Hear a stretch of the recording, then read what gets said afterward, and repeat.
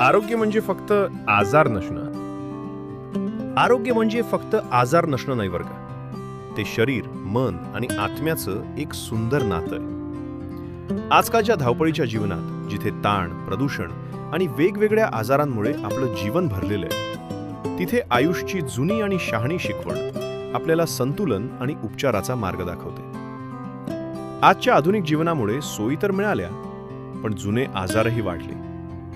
मधुमेह, उच्च रक्तदाब, किडनी स्टोन आणि चिंता यांसारखे आजार खूप वेगाने वाढत आहेत. पारंपरिक उपचार पद्धती फक्त लक्षणांवर काम करतात, पण आयुष याच्याही पुढे जाऊन विचार करते. ते प्रतिबंध, जीवनशैली आणि संपूर्ण आरोग्याची काळजी घेण्यावर भर देते.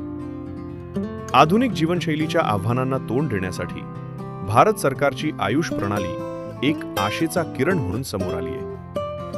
आयुष म्हणजे आयुर्वेद, योग आणि निसर्गोपचार, युनानी सिद्ध आणि होमिओपॅथी. या केवळ उपचार पद्धती नाहीत, तर संपूर्ण आरोग्याकडे पाहण्याचा एक प्राचीन आणि समग्र दृष्टिकोन आहे. या पद्धती रोगाच्या मुळावर काम करतात, केवळ लक्षणांवर नाही. त्या आपल्याला निसर्गाशी पुन्हा जोडतात आणि शरीराच्या नैसर्गिक उपचार क्षमतेला चालना देतात. चला, या प्रत्येक प्रणालीला जवळून समजून घेऊया. आयुर्वेद, ज्याला जीवनाचे विज्ञान म्हटले जाते, ही जगातील सर्वात जुनी आरोग्य प्रणाली आहे. आयुर्वेदानुसार प्रत्येक व्यक्तीची प्रकृती वात, पित्त आणि कफ या 3 दोषांच्या संतुलनावर अवलंबून असते. जेव्हा हे संतुलन बिघडते, तेव्हा रोग निर्माण होतात.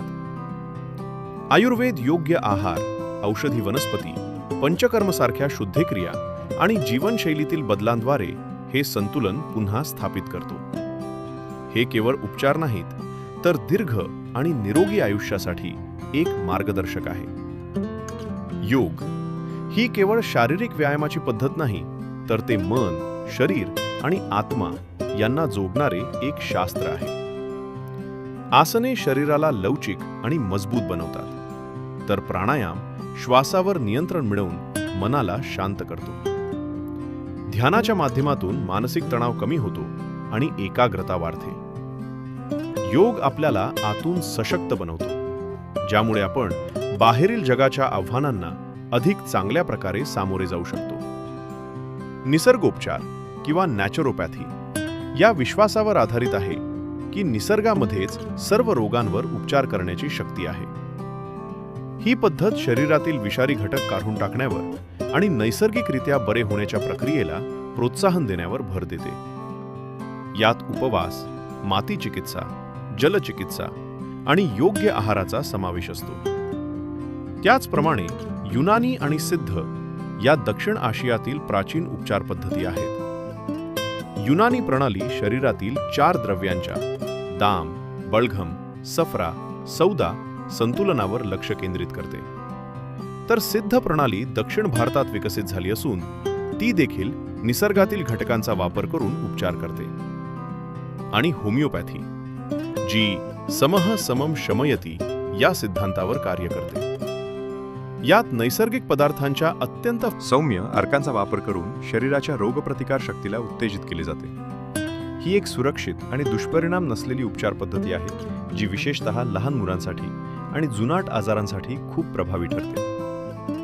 किडनी स्टोन सारख्या समस्यांवर शस्त्रक्रियेशिवाय यशस्वी उपचार करण्याचे अनेक पुरावे आहेत. या सर्व आयुष पद्धती मिळून आरोग्यासाठी एक शक्तिशाली, सुरक्षित आणि संपूर्ण दृष्टिकोन तयार करतात, जो आपल्याला निरोगी आणि आनंदी जीवनाकडे घेऊन जातो. ज्यांच्या आयुष्यात बदल झाला आहे त्यांना भेटूया.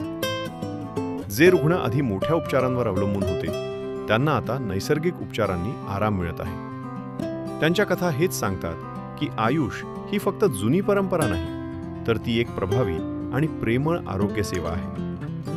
आयुषची प्राचीन भारतीय परंपरा आता केवळ भारतापुरती मर्यादित राहिलेली नाही, तर ती एका जागतिक आरोग्य क्रांतीचं केंद्र बनली आहे. एकेकाळी फक्त पारंपरिक ज्ञान म्हणून ओळखल्या जाणाऱ्या या पद्धतींना आता जगभरात वैज्ञानिक आणि वैद्यकीय समुदायाकडून प्रचंड मान्यता मिळत आहे. ही केवळ एक सांस्कृतिक देवाणघेवाण नाही, तर आरोग्याकडे पाहण्याचा एक नवीन, अधिक समग्र दृष्टिकोन आहे, जो जगभरातील लोकांना आकर्षित करत आहे।